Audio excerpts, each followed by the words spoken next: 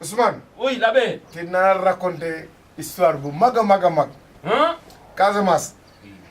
suñu benn xarit. dafa feebaroon après mu gaañu. léegi amiin ndekete yoo ñu bëri amel nañ ko. léegi magum taxaw nee na niw baa ngi ni ku mu amel nga wax ma fay.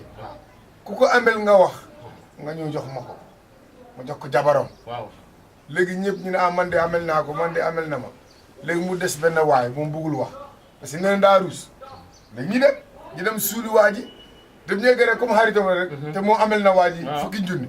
moom mu jiitu rek dem ci suul bi fu ñuy suulee rek mbubam dugg si pax bi.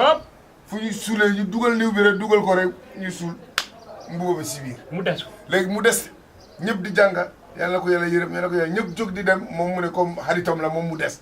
mu commencé yàlla ko yàlla yërëm yàlla ko yàlla yërëm rek fu mu jóg rek mbuba bi des si pax bi mu delluwaat.